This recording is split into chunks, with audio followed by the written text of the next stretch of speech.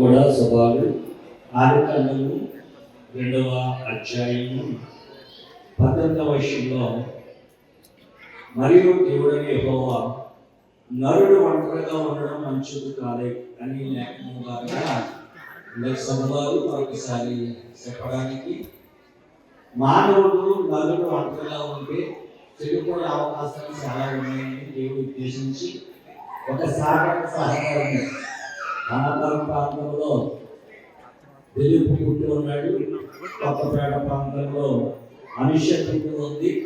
ఇది దేవుని యొక్క సంకల్పము, దేవుని యొక్క ఉద్దేశము.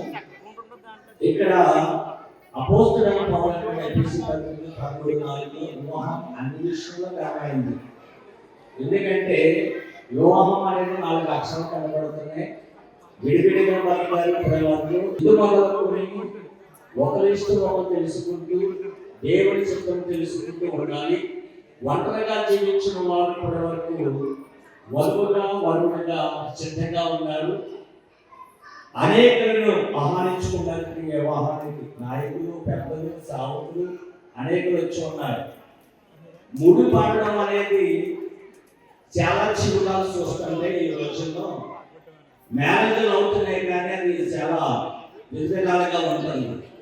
కానీ పిలుపు దేవుడి సన్నిధిలో సాగుతూ ఎదుగుతూ దైవజనులను ప్రేమిస్తూ సంఘాలు ప్రేమిస్తూ వాక్యానికి లోపడుతూ తగ్గుతున్న బిడ్డ మీ ఇద్దరి జీవితాలలో ఒకరే రెండు సిద్ధవాసం బట్టి పెళ్ళైన ఆరాటం తర్వాత పోరాటం స్టార్ట్ అవుతుంది.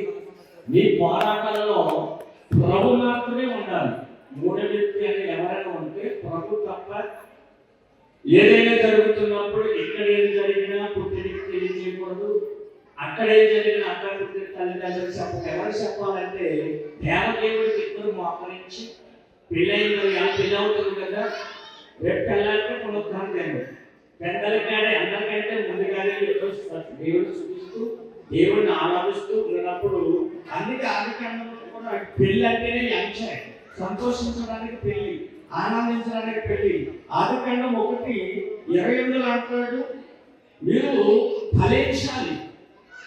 వాక్యంలో, ప్రార్థనలో, ఆత్మీయంగా అన్ని విషయంలో ఫలించడమే కాకుండా అభివృద్ధి పొందాలి.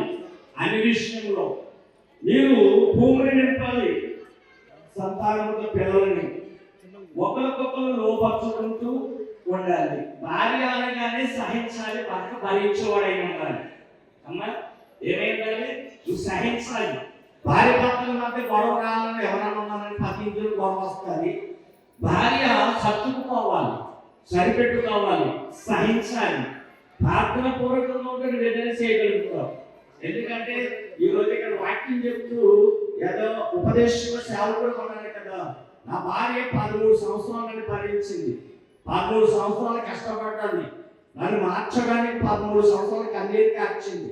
దేవుడి సన్నిధిలో కన్నీరు కార్చి కనిపెట్టి ఈ రోజు నన్ను ఒక సేవకుడిగా, ఒక మంచి వ్యక్తిగా మార్చడానికి మొదటి స్థానం ఎవరికంటే స్త్రీది. అందుకంటే బైబిల్ సులభం అంటాడు 14 సామెతలో, జ్ఞానవంతురాలంటే తన ఇల్లు కడుతుంది అంటాడు. అమ్మ నువ్వు జ్ఞానవంతురాలు నేను అనుకుంటున్నాను. ఎందుకంటే స్థానికులు ఆనంద సంఘంలో ఎందుకు ఉన్న నేను నమ్ముతున్నాను. ఒకరికొకరు అర్థం చేసుకుంటూ దేవుడిలో ఉంటూ కొనసాగుతూ మీ ఇద్దరు మధ్య ఎవరన్నా పిలుపు దేవుడు తప్ప మరొక వ్యక్తికి అవకాశం ఇచ్చారంటే మనం ఏమైపోతాం, నవ్వుల పాలు అయిపోతాం, యాభై పాలు అయిపోతాం. కాబట్టి ఇప్పుడు ఎంత పరిశుభ్రంగా ఎంత జ్ఞానంగా జరుగుతుందో మీరు పిల్ల పాపలతో దేవుడు ఎదుగుతూ వర్గాలని ఈ కొద్ది మాటలు చెప్పి నేను ముగిస్తున్నాను.